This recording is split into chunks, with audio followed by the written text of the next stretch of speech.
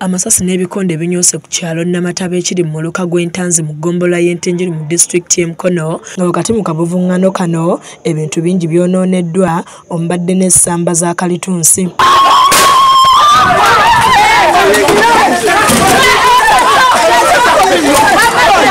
Abatuuze balumiriza Kintu Taddewo okuleeta abasirikale ku ttaka lyabwe nga wano we wavudde olutalo Kasigu nga Namukadde Nambijje n'omu ku bagobaganyizibwa atunnyonnyodde obugubi bwayitamu n'engeri gye bafunamu ettaka lino. Nazeeko wano ne bangoba embiro twabadde n'oli Ssenyondo naye ne bamukasuka eri ne bamukuba eri bo bali mu mateeka be balina okubeera ku ttaka.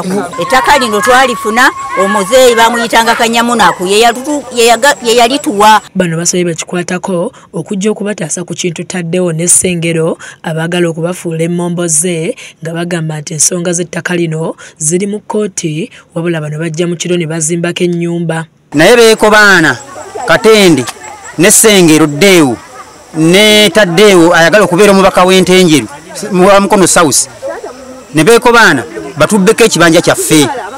Kati emiti gyaffe gyonna bazze ekiro ne bagisala ne bazimbako n'ennyumba nga bagizimba kiro nga bakozesa abasirikale baba bajjawa. Ye ssentebe w'ekyalo kino Mbowa Christopher akiikidde poliisi ensingo olw'okumala gawandagaza amasasi mu bantu n'ennyamira olwa Kintu omwana enzaalwa ey'oku kyalo okukola effujjo ku bantu. Kati ate emabega awo namukubirako essimu nga baŋŋambye mbu agenda kuleeta tractor asende ekibanja ekyo. Ne mugamba Taddewo tukulidde kuno ffenna. Lwaki oyagala okuleeta okuyiwa omusaayi ku kyalo?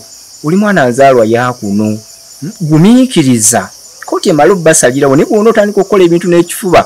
Natandika ebyo nina miliyoni meka biki basobola okundirira. Ate ye Ssemaganda Moses agamba nti emiti gye yagisimba mu mwaka gwa 2000 wabula kyamubuuseeko Kintu ne Ssengero okugitema. Naye tusimbyeko emiti kozeko emiti bazze bagisaze eggulo baleta special force batugamba bakola na muwoozi gwe mumenyi w'amateeka okutuuka ku kino okubanga olibonyabonya abantu.